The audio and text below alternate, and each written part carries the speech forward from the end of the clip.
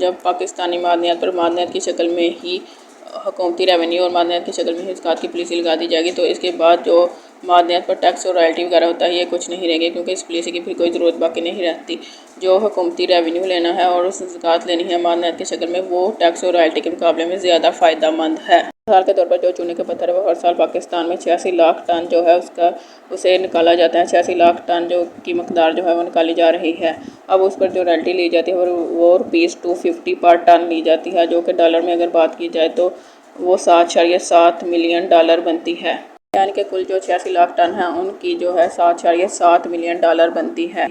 अब मादनियात की शक्ल में अगर हुकूमती रेवेन्यू लेने की बात की जाए तो वो मादनियात की शक्ल में बनता है 17,20,000 टन।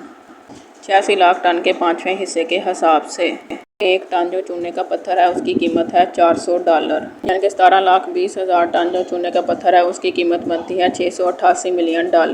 रॉयल्टी जो है वो वसूल की जाए तो वो सिर्फ $7.7 मिलियन बनती है, जबकि अगर मादनियात की शक्ल में हुकूमती रेवेन्यू 5वें हिस्से के तौर पर वसूल किया जाए तो वो बनती है $688 मिलियन।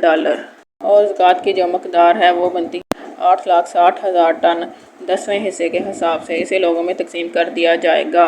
अब अगर जिसने चूने का पत्थर निकाला है उसकी लागत और मुनाफे की बात की जाए तो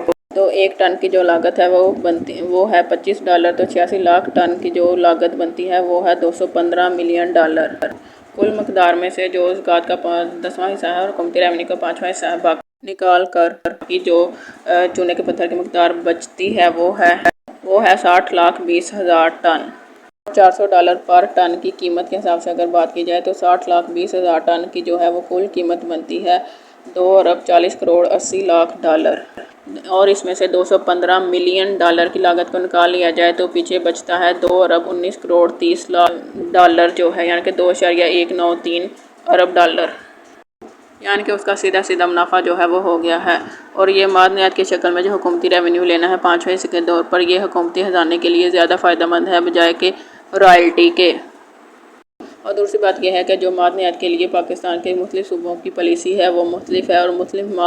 मादनियात के लिए भी मुख्तलिफ है, लेकिन ये जो पॉलिसी है हुकूमती रेवेन्यू मादनियात की शक्ल में वसूल करने की और ज़कात मादनियात की शक्ल में वसूल करने की, ये पाकिस्तान के तमाम सूबों में जो है एक ही जैसी होगी। और जो तमाम मादनियात के लिए है वो भी एक ही जैसी होगी, उनके लिए भी एक ही जैसी होगी तमाम मादनियात के लिए, जो कि माशी तौर पर एक आसानी देती है और इस वजह से फ़ायदेमंद साबित होती है। ये जो है मैंने ये जो सारी एक साल की जो मिसाल दी है ये मैंने रॉयल्टी के साथ कंपैरिजन करके समझाने के लिए की है, लेकिन जो वैसे जो हुकूमती रेवेन्यू ज़कात ली जाएगी मादनियात में से वो रोज़ाना की बुनियाद पर ली जाएगी और उस सूरत में ली जाएगी जब जिसने जो मादनियात निकाली हैं उसका मुनाफा होता है तो तब ली जाएगी।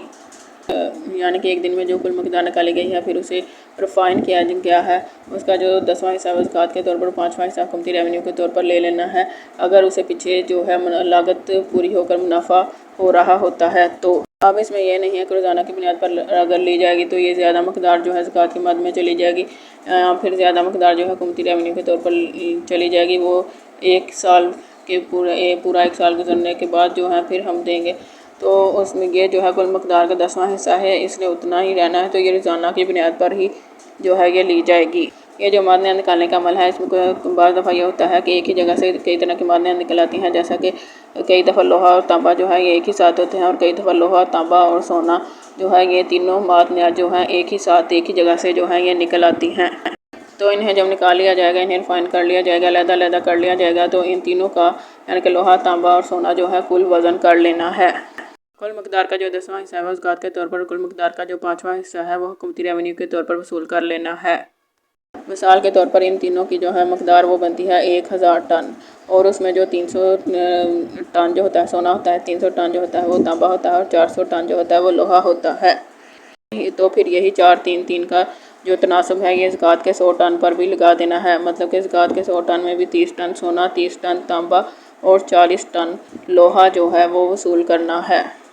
और इसी तरह हुकूमती रेवेन्यू का भी है, यानी कि हुकूमती रेवेन्यू के जो हैं वो 200 टन बनते हैं, तो उसमें 60 टन तांबा, 60 टन सोना और 80 टन जो है वो लोहे के वसूल करने हैं।